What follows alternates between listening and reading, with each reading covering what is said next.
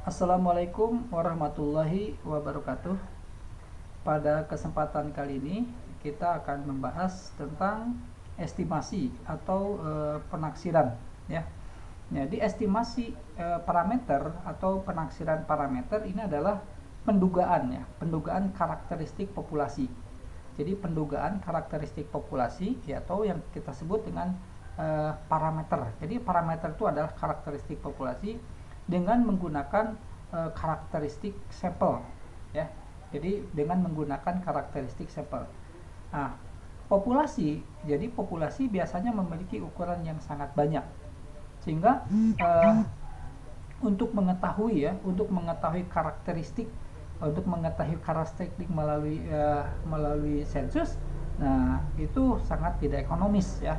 Jadi dari segi waktu dia cukup banyak, kemudian dari segi tenaga, kemudian juga biaya juga cukup banyak ya, hanya untuk mengetahui karakteristik dari populasi. Jadi hal yang bisa dilakukan adalah untuk mengetahui karakteristik populasi, yaitu biasanya kita melakukan sampling gitu ya. Jadi dilakukanlah sampling. Jadi sampling ini adalah jadi kita diambil sampel dari populasi hanya untuk mengetahui karakteristik dari populasi. Nah, jadi oleh karena itu kita dapat melakukan pendugaan ya, pendugaan dengan melakukan survei ya terhadap sampel gitu ya, tadi terhadap sampel ya, dimana sampel itu diambil dia secara acak dari populasi, yang selanjutnya hasil karakteristik dari sampel atau kita sebut dengan parameter ya, dari survei tersebut ya, kita gunakan untuk menduga karakteristik populasi ya. Jadi gini, jadi ada sebuah populasi, kita ingin melakukan penelitian terhadap populasi. Nah, jadi populasi ini karakteristiknya, parameternya seperti apa ya. Maka untuk mengetahui karakteristik populasi ini, kita tidak semua ya harus kita teliti gitu ya. Nah, maka diambillah sampling ya. Karena kalau kita lakukan teliti kan berarti kita melakukannya dengan sensus. Kalau dengan sensus ya tadi saya katakan biayanya cukup mahal, maka diambillah sampling. Nah, sampling yang inilah yang akan nanti kita teliti karakteristiknya seperti apa, dan yang ini yang akan menjadi nanti sebagai karakteristik dari populasi gitu. Sebagai karakteristik populasi. Sampel yang digunakan dalam survei ini haruslah sampling yang benar-benar mewakili populasi gitu ya. Jadi yang harus betul-betul mewakili populasi. Nah, jadi karakteristik populasi atau disebut dengan parameter populasi juga dengan nilai yang sebenarnya ya, harus nilai yang sebenarnya atau disebut dengan true value, dan biasanya dilambangkan dengan theta. Nah, theta itu adalah nilai dari true value-nya atau nilai sebenarnya. Jadi parameter populasi ini atau parameter theta ini dapat berupa rata-rata populasi, kemudian dapat berupa variansi populasi atau taunya juga, atau simpangan bakunya, dapat juga proporsi dari populasi. Ya, sedangkan statistik sampel disebut juga dengan nilai estimasi. Jadi statistik sampel itu disebut dengan estimasi atau disebut dengan estimate value, namanya estimate value, di mana dilambangkan dengan theta topi. Nanti di sini ada theta topi ya. Jadi theta topi ini disebut dengan estimate value, sedangkan theta ini dia tadi melambangkan nilai populasi, nilai parameter gitu ya. Nah, gitu ya. Nah, itu. Jadi kita ingin mengetahui ini karakteristik dari populasi, parameter populasi ya, biasanya itu rata-rata. Kenapa ini misalkan rata-ratanya dia lebih banyak di angka yang kecil atau di angka yang besar ya. Nah, sifat-sifat dari penaksir diantaranya dia tidak bias ya. Nah, ini tidak bias ketika nilai rata-rata estimate value ya, nilai estimasinya sama dengan nilai nilai estimate-nya sama dengan nilai karakteristiknya gitu ya, nilai parameternya ya. Nah,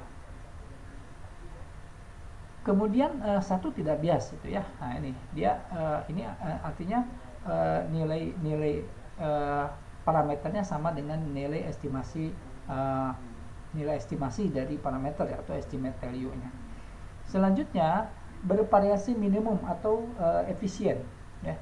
Penaksir dengan variasi terkecil antara dua penaksir untuk parameter yang sama. Nah, gitu ya. Nah, ini bisa kita lihat di sini ada dua kurva ya. Di mana kurva yang A itu estimator yang efisien ya. Kemudian yang B ya estimator yang tidak efisien ya. Jadi di mana keduanya itu dia tidak bias ya. Nah, ini kelihatan. Jadi kalau kita lihat ke dalam distribusi itu dia ke distribusi normal. Kemudian ajeg atau konsisten.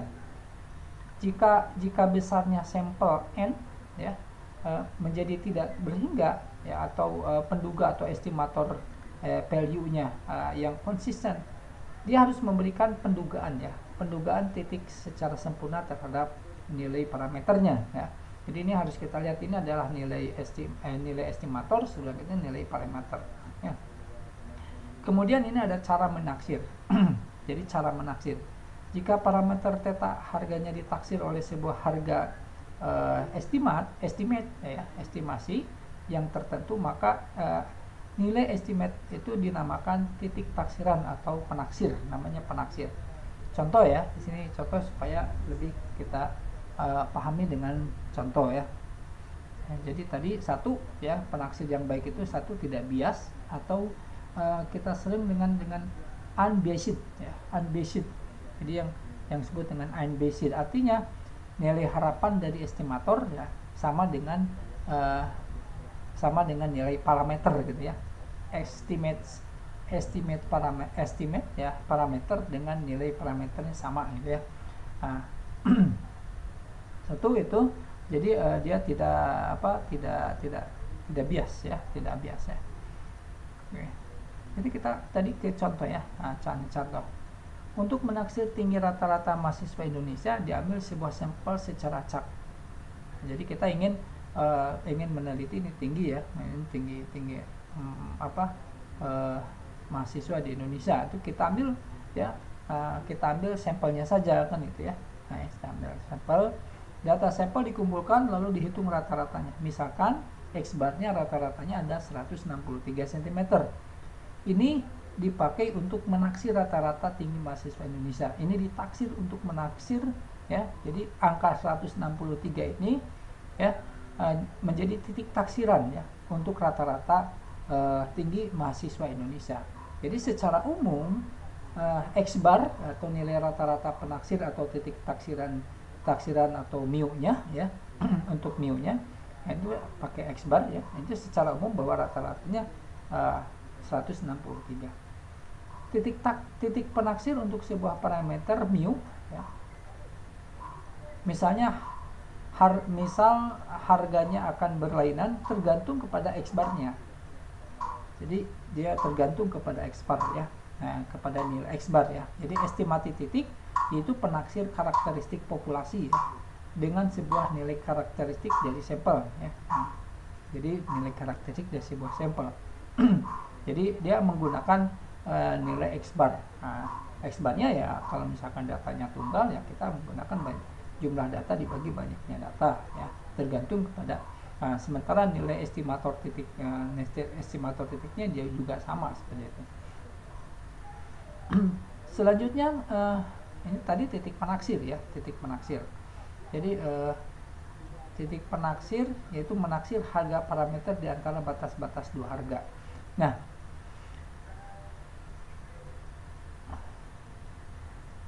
kadang-kadang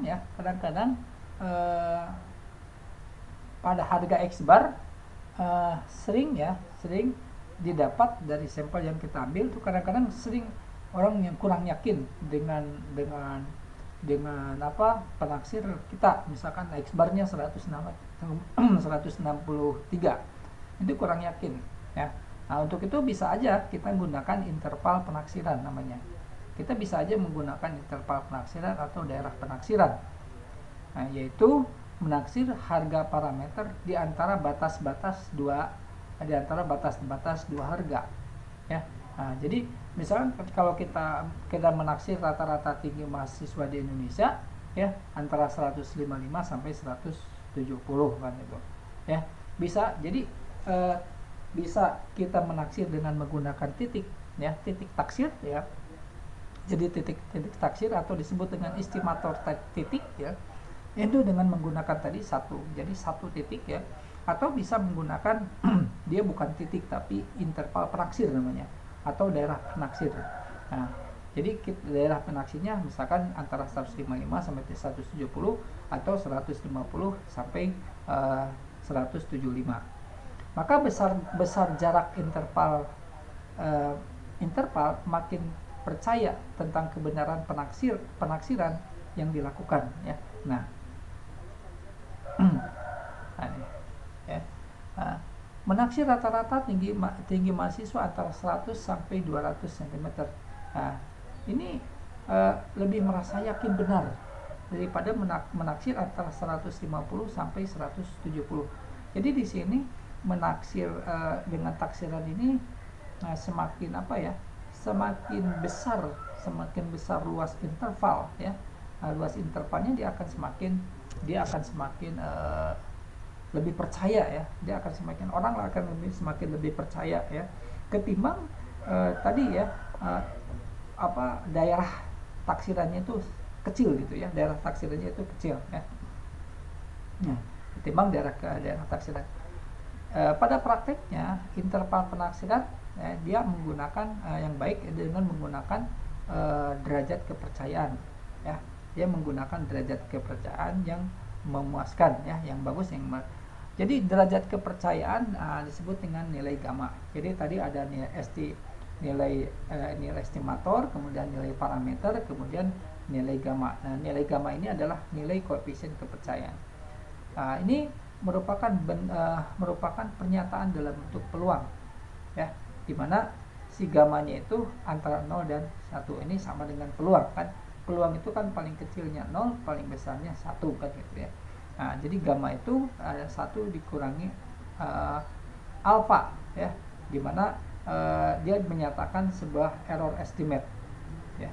Jadi ketika kita menduga karakter atau parameter dari sebuah populasi, ya, nah itu kan pasti ada errornya, ya. Karena ada errornya, dia seperti apa errornya, kan, ya. Nah, harga error atau error of estimate, ya, itu tergantung kepada persoalan yang dihadapi besarnya. Biasanya dalam penelitian itu yang digunakan ada 90%, 95%, 98%, 99%. Semakin tinggi, ya, atau errornya, kan itu, ya. Nah, semakin tinggi errornya kan itu semakin kurang bagus, ya. Nah, justru kita harus menggunakan error yang paling kecil. Jadi di sini gamanya bisa 90%, 95, 98 atau 99, itu disebut dengan taraf kepercayaan atau disebut dengan confidence coefficient-nya, ya.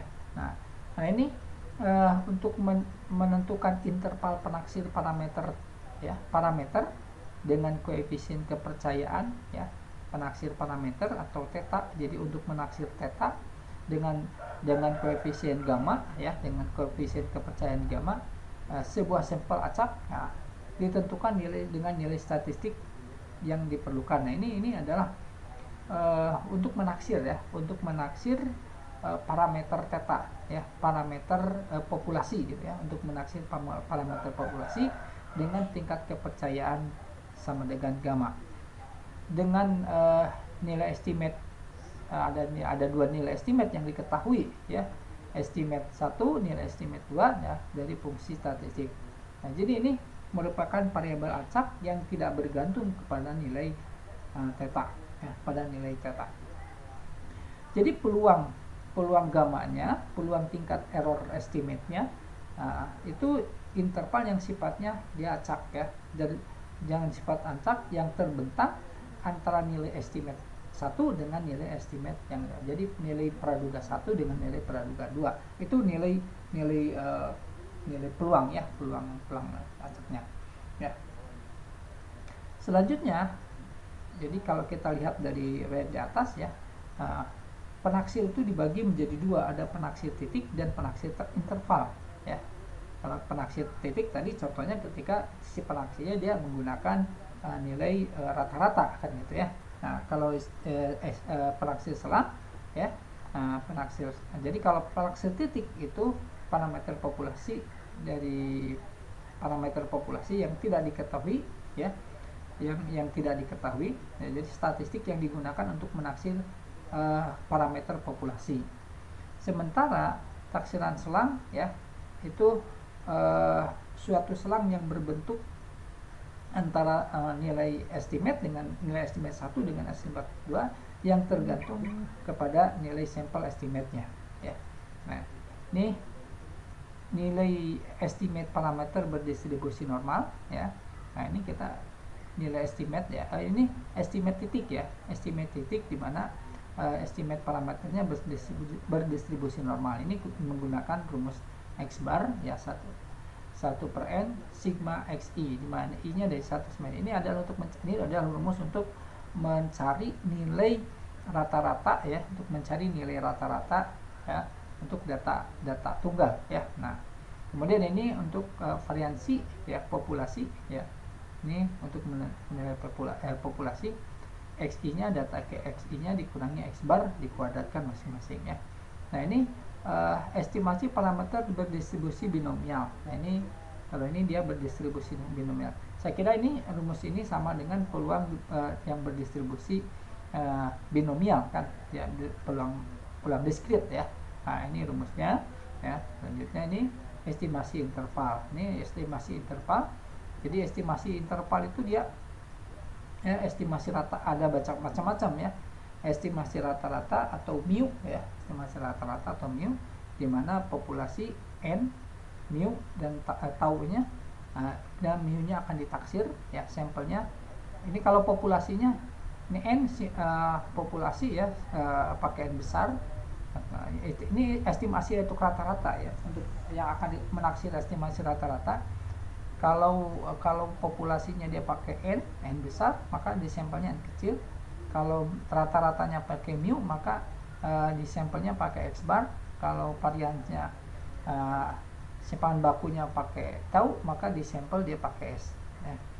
Nah, ini besar titik taksir untuk sampelnya ya, dia menggunakan rumus ini. Ini simpangan baku dengan mu diketahui ya, dimana populasinya kurang dari atau sama dengan 5% ya. Maka ini digunakan rumusnya yang digunakan. Ini derajat kebebasannya, kemudian ini derajat kesalahan dugaannya. Nah, ini rumus-rumus simpangan baku di mana taunya diketahui, n-nya lebih besar dari 5% dan seterusnya. Ya, ini kondisi jika n-nya kecil, kalau tadi n-nya dia besar. Ini rumus-rumusnya. Nah, ini kita ambil langsung ke contoh ya. Ini rataan nilai UTS ya, rataan nilai UTS statistik industri tahun 2002 dengan 36 sampel acak mahasiswa teknik informatika adalah 2,6. Rataan nilai UTS-nya, rata-rata nilai UTS ya, kita ambil 36 mahasiswa, hitunglah pada selang kepercayaan 95% dan 99% untuk nilai UTS statistika industri semua mahasiswa yang mengikuti kuliah tersebut ya. Anggap bahwa simpangan baku populasinya adalah 0,3. Nah, kita ingin menghitung nilai estimasi rata-ratanya ya, mu-nya. Berarti data sampelnya n sama dengan 36, X bar-nya 2,6, data populasinya taunya adalah 0,3 ya, n-nya dia lebih besar kan, lebih banyak kan. Maka langkah ketiganya ya, ini selang kepercayaannya atau taraf signifikannya yaitu kurang lebih 1,96. 1,96 itu adalah karena ini yang 95%, itu 1 dikurangi alfa ya sama dengan 95%, itu jatuhnya kurang lebih 1,96. Nah ini kita menggunakan rumus di sini n-nya besar kan, taunya diketahui, n-nya tidak diketahui ya. Nah, diasumsikan besar sekali sehingga n-nya dia kurang lebih kurang dari atau sama dengan 5%. Dia menggunakan rumus pertama. Jadi penggunaan tadi rumus 1, 2, 3, 4 dan seterusnya ini tergantung kepada satu mana saja yang diketahuinya ya. Kemudian n-nya apakah n-nya dia besar atau kecil, maka itu tergantung kepada kondisi sehingga kita bisa membeli rumusnya. Ini perhitungannya ya. Nah ini perhitungannya, ini pakai X barnya 2,6, Z nya tadi ya, Z nya 1,96 ya, dari sini Z nya. Nah ini bisa dilihat di tabel kan ya, tabel Z, nantinya ada tabel Z dengan 2,5% ya. Nah 1,69 ini tahunnya sudah ada, n nya juga sudah ada, semuanya sudah ada, tinggal ini perhitungan biasa sehingga mu nya berada di antara 2,5 dan 2,7 sehingga rata-rata ya, estimasi nilai rata-ratanya di antara 2,5 dan 2,7 ya. Nah di sini ini kan 26 ya, 26. Nah, nilai rata-ratanya 26. Nah rentangnya di antara 2,5 sampai 2,7. Nah itu rentang rata-ratanya. Nah untuk yang 95%. Kalau yang 99% itu di angka 2,47 sampai 2,75 ya. Ini kan dia lebih ini lagi gitu ya, lebih kecil lagi rentangnya ya. Kalau tadi kan di 2,5 ya. 2,5 sampai 2,7. Kalau sekarang 2,45 sampai 2,73 ya. Nah, kita lihat tadi ya. Kemudian ini contoh berikutnya. Nah, ya. Nah, data yang menyatakan berat ya dengan 10 bungkus bibit sejenis tanaman yang dipasangkan oleh suatu perusahaan berikutnya. Nah, kemudian kita cari ya, cari estimate rata-ratanya, data sampelnya 10, X barnya kita cari, X barnya 46,4 ditambah 46,1 dan seterusnya ya. Nah kita hitung, maka nilainya kita hitung sehingga mu nya di antara 45, sekian sampai 46, sekian ya.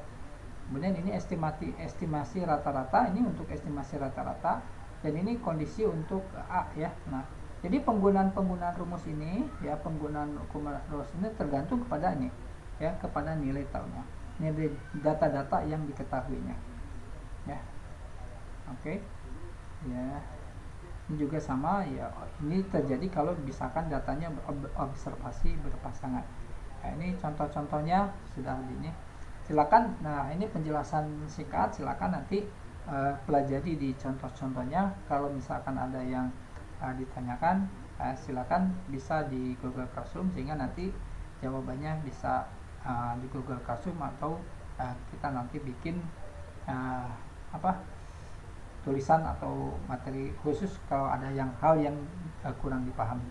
Jadi saya kira ini penjelasannya, termasuk juga contohnya sudah ada, silakan ya. Ini termasuk juga ini estimasi proporsi, dia rumusnya seperti ini ya. Mungkin itu penjelasan singkat dari saya, mudah-mudahan ini ada bermanfaat ya. Terima kasih. Assalamualaikum warahmatullahi wabarakatuh.